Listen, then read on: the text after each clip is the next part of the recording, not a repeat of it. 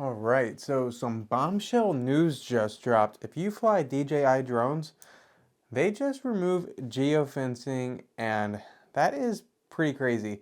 Before I tell you more about it, my name is Kris Luckenbach. I'm a wildlife photographer and professional drone pilot here in beautiful Kodiak, Alaska. Subscribe to the channel if you want to see more of Alaska, and the video you're seeing now is just a recent drone flight taken with the Avata 2 at our downtown harbor. Yep, that's right. Those annoying software limitations that prevented your drone from taking off in certain areas are all gone now.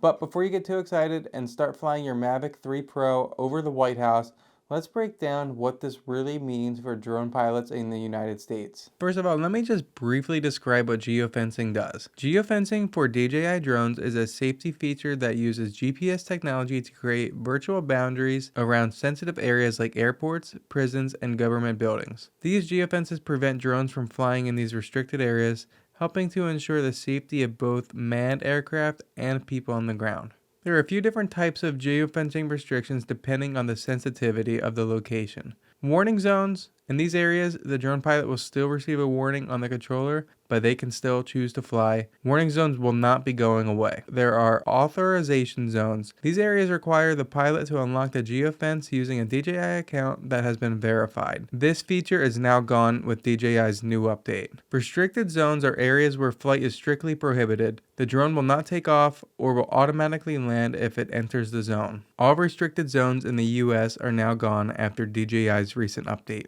This is huge news, especially for professional drone pilots like myself. No more submitting those unlock requests to DJI just to fly a simple job near an airport. We can now operate our drones with more freedom and flexibility, which is great for business and creativity. But, and this is a big but, this does not give you a free pass to fly anywhere you want. It's more important than ever to know the rules and fly responsibly. Apps like Before You Fly and Air Control are your best friends. They'll show you no-fly zones, restricted airspace, and any temporary flight restrictions in your area. Honestly, I always thought if you went through the process of getting your Part 107 license, you should be able to be trusted to fly anywhere safely and legally. DJI now seems to agree.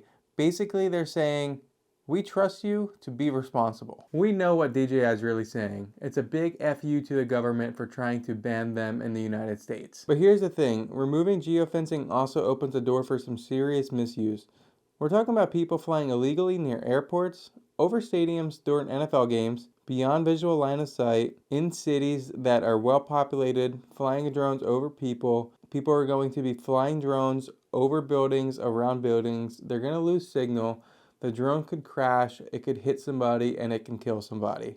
All these things are going to give drone pilots a bad name. And I got a feeling the first incident's going to be taking place in New Jersey. Some goofball is going to end up flying their drone directly into a 747 taking off at JFK. I'm just too confident that that's going to happen. And when somebody does a big major incident with a drone, do you think they're going to be held responsible, or do you think every other drone operator is going to feel the wrath of that person?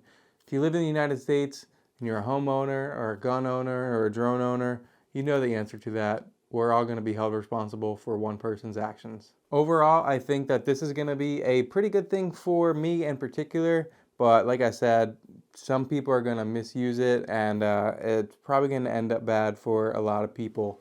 I want to know what you guys think. Let me know in the comments below. Subscribe to the channel if you want to see more drone content, more Alaska content. And that's all I really have for this video. Thank you so much for watching. And remember to fly safe, fly responsibly, and I'll catch you in the next one.